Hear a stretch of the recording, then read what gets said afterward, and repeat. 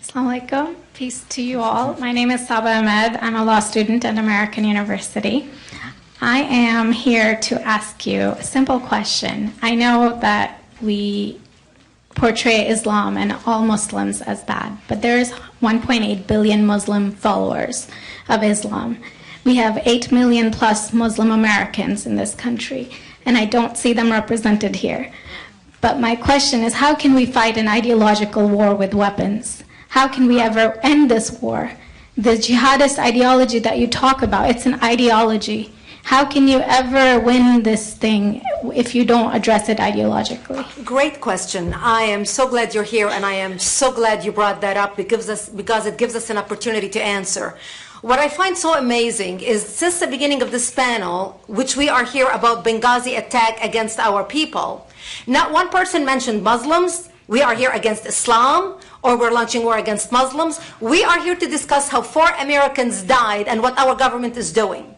We were not here to bash Muslims. You were the one who brought up the issue about most Muslims, not us.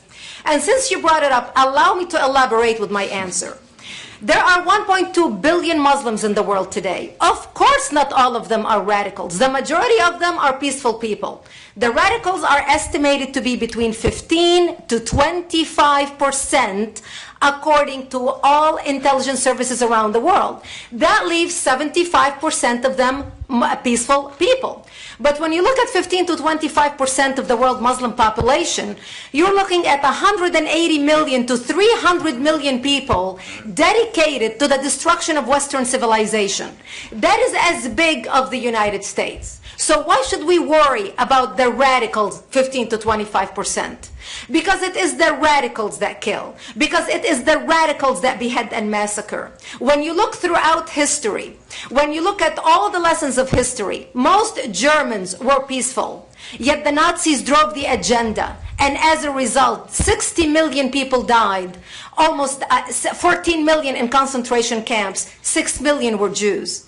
The peaceful majority were irrelevant. When you look at Russia, most Russians were peaceful as well.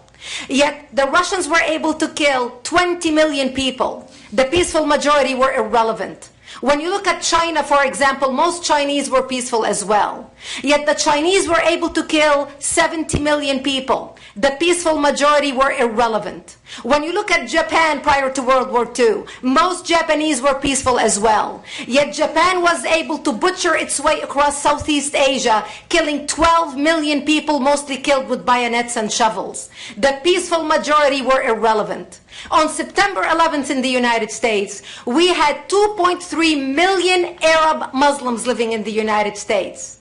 It took 19 hijackers, 19 radicals to bring America down to its knees, destroy the World Trade Center, attack the Pentagon, and kill almost 3,000 Americans that day. The peaceful majority were irrelevant. So for all our powers of reasons and us talking about moderate and peaceful Muslims, I'm glad you're here. But where are the others speaking out? And since you are the only Muslim representative,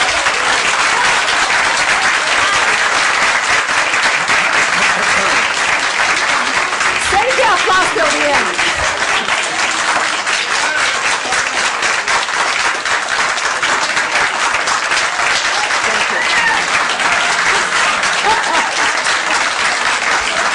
Thank you.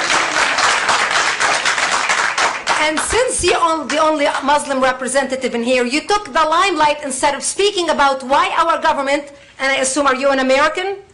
You're an American citizen. So as an American citizen, you sat in this room and instead of standing up and saying a question or asking something about our 4 Americans that died and what our government is doing to correct the problem, you stood there to make a point about peaceful, moderate Muslims. I wish you brought 10 with you to question about how we can hold our government responsible. It is time we take political correctness and throw it in the garbage where it belongs and stop calling it